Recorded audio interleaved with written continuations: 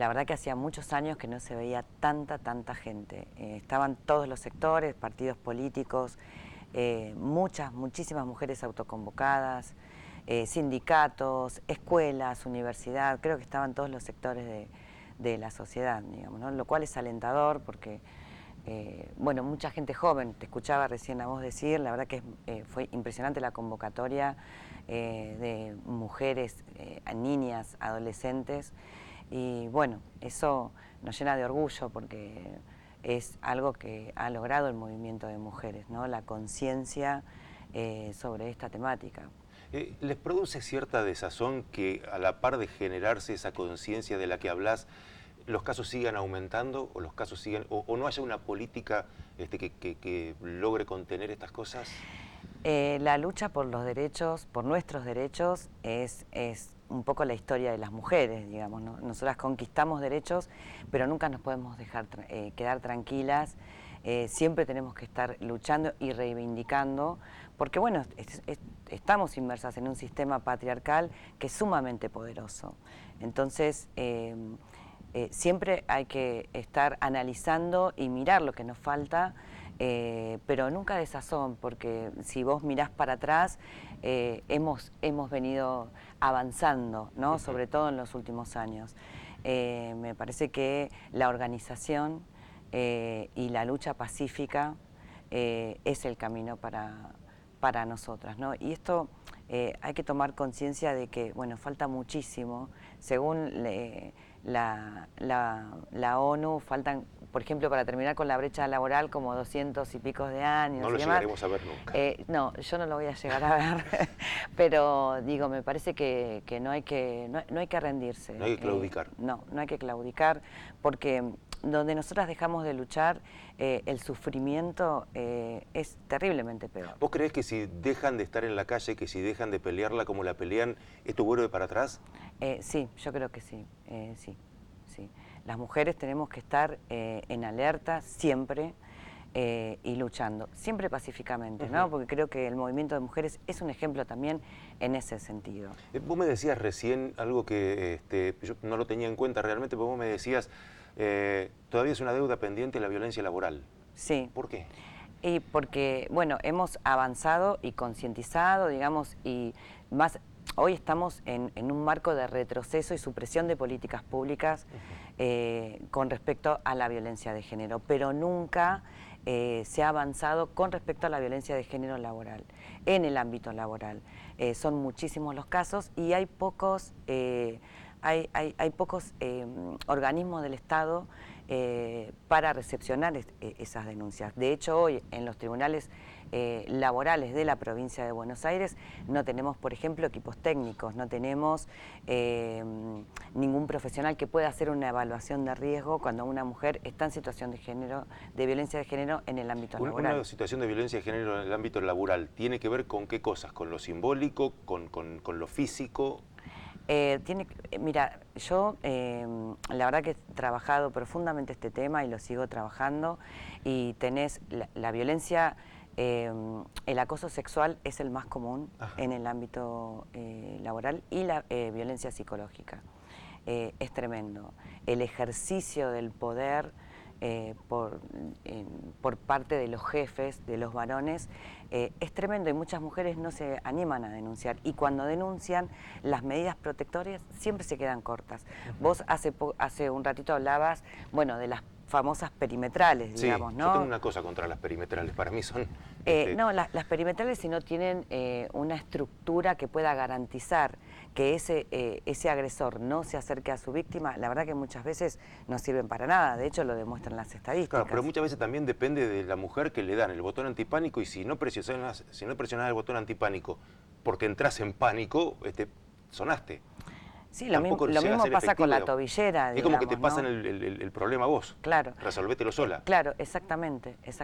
Y a veces, por ejemplo, en todos estos casos que terminan finalmente en femicidio, aún con estas medidas perimetrales, más allá de faltar una estructura para garantizar el cumplimiento de esa medida, también faltan otras medidas como evaluaciones de riesgo. A veces se dan estas medidas como si fueran medidas en serie, digamos, bueno, vas, denunciaste de una perimetral y te quedas tranquila. Y no se profundiza en el estudio, en el análisis de ese caso. ¿Y eso porque no hay cuerpos técnicos, porque falta personal, porque no hay presupuesto? Es un poco de todo, pero lo principal es la falta de perspectiva de género. No hay empatía con eso, digamos. No hay perspectiva de género, no hay capacitaciones suficientes en el Poder Judicial. Bueno, lo vemos todos los días, digamos, ¿no? Esto ya es de conocimiento común. La falta de perspectiva de género en el Poder Judicial. Son contados con los dedos de las manos los funcionarios judiciales que tienen perspectiva de género desde el inicio de la causa. O sea que me pienso ahora, porque en muchos casos se tomó, y creo que es un logro realmente, pero se tomó como un gran logro la incorporación del agravante de femicidio en el Código Procesal Penal para agravar las penas de estos homicidios. Pero se hizo para el después. No hay una medida para el antes. Claro, claro. Y bueno, hoy, por ejemplo, la formación en género para los funcionarios judiciales tiene que ser obligatoria. Digo, la ley Micaela fue una experiencia que no logró los objetivos, ¿no? Fue un curso, muchas veces voluntario, nadie evaluó a nadie, digamos, ¿no? Y me parece que hoy tendrían que ser evaluados quienes tienen la responsabilidad de proteger la vida de las mujeres. Los equipos técnicos también, porque ese es un grave problema, no solamente en la violencia física, sino también en la psicológica y la económica patrimonial. Yo como abogada vivo pidiendo evaluaciones de riesgo y no las hacen. ¿No las hacen? No las hacen. ¿Pero te las rechazan directamente o te dicen la postergamos no, hacen para...? un informe basado en una entrevista con la mujer, pero nadie... ningún equipo técnico establece cuál es el riesgo en el que está esa mujer o esa niña y ese niño que está en situación de violencia. Y eso tiene repercusión directa sobre las medidas que toma el juez. Claro. Por ejemplo, en la Oficina de Violencia Doméstica de la Corte Suprema Nacional hacen evaluaciones de riesgo desde el primer momento. Entonces establecen, vos tenés un riesgo alto, medio, o bajo. Entonces, esa es una herramienta para el juez para poder dictar la medida, la medida justa, digamos, ¿no? Para proteger la vida y la integridad de esa mujer. Y acá en la provincia de Buenos Aires, eso es una deuda pendiente. ¿Qué pasa cuando vos vas con una chica, con una mujer, pongamos el hipotético caso que vas a acompañar a alguien a hacer una denuncia? ¿Qué pasa? ¿Cómo es? La verdad que es bastante doloroso, digamos, ¿no? A veces nosotros decimos, bueno, es un vía crucis, porque vos llegás a la comisaría de la mujer, estás un montón de tiempo esperando, hablo de más de 3 o 4 horas esperando, en comisarías que muchas veces no tienen ni siquiera baño. Las denuncias no son tomadas por personal capacitado en la mayoría de las veces, entonces los hechos que quedan plasmados en la denuncia no representan la situación real en la que está esa mujer. Te la abrevian de algún modo. Claro, exactamente.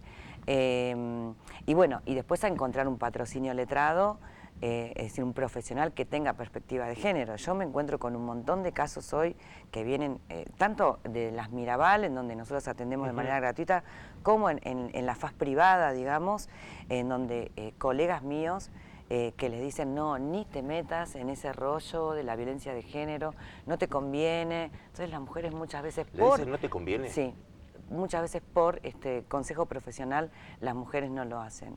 Me parece que esto, más allá que eso es violencia institucional, claro, tiene que ver también con estos recorridos que se llaman la ruta crítica, que la mujer tiene que hacer, que se encuentra obligada a hacer cuando decide visibilizar la situación de violencia en la que se encuentra y pedir ayuda.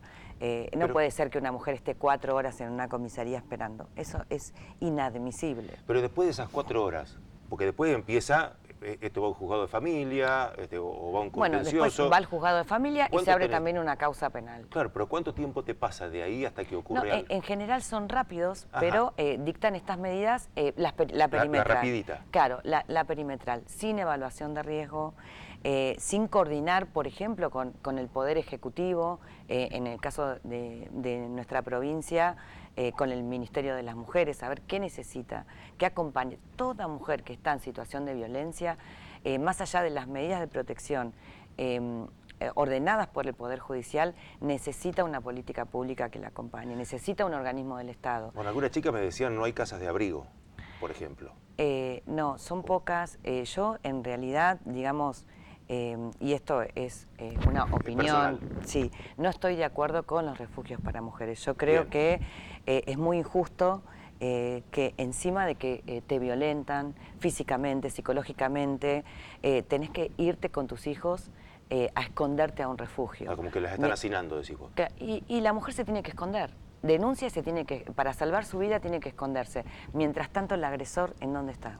En la casa, mirando televisión, tranquilísimo, disfrutando del hogar, ¿no? Y la mujer en un refugio, con los chicos que se alteran, porque ahí los niños y las niñas sufren un desarraigo muy violento, deja de hacer su rutina, tiene que cambiar a los chicos de la escuela.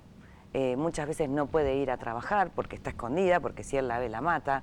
Me parece una locura, digo, me parece que tenemos que empezar a replantearnos, a ver qué le ofrecemos a una mujer que peligra su vida y que se vaya a esconder con sus hijos, que deje su casa, que deje su comunidad, que corte sus vínculos, que se esconda para que él no la encuentre. Y me parece que eso desalienta también a realizar una denuncia. ¿Qué mujer quiere irse así de su casa con lo opuesto? Digo, es terrible, ¿no? Y la impotencia que genera a las mujeres, porque, bueno, nuestro trabajo es constante con las mujeres que sufren este tipo de violencia, la impotencia y la angustia que genera esto, ¿no? Ah, mira, él se queda en la casa, mira vos, y yo, que soy la víctima, tengo que esconderme junto con mis hijos y mis hijas. Tremendo. Hoy uno de los casos que más se escuchaban en la movilización, porque es el que está más a flor de piel a esta altura del partido, es el de la chiquita que mataron en Córdoba. Sí, Agostina. Agostina, que fue, es atroz por donde se lo mire, por el hecho en sí, por la mecánica también, fue tremendo. Pero bueno, lo que te quería decir es esto. A mí me está dando la impresión, no sé si esto hay datos estadísticos o no, pero me está dando la impresión de que también nosotros hablamos de mujeres, pero hablamos de mujeres y la contextualizamos en un hogar, en un ambiente donde viven con alguien, etcétera, etcétera. Pero también hay muchas chicas y adolescentes a las que están matando. Y en los últimos años, y estos son datos estadísticos, digamos, no es una sensación ni una opinión, los femicidios adolescentes vienen en aumento. Entonces, en el caso de Agostina, cualquier funcionario judicial que esté empapado de la realidad, que sepa lo que está pasando con las adolescentes argentinas, lo primero que tiene que hacer es aplicar un protocolo de violencia de género, y no se hace. Eso es por falta de perspectiva de género y de desconocimiento de la realidad. Si vos tenés un país donde los femicidios adolescentes vienen aumentando y tenés un entorno donde hay un tipo que ya tenía una causa por violencia, ¿no? Que ve secuestrado, y me parece que ahí falta conocimiento de la realidad y conocimiento técnico jurídico también. Flavia, te agradezco muchísimo que hayas venido. Un placer realmente. Gracias a ustedes por invitarme.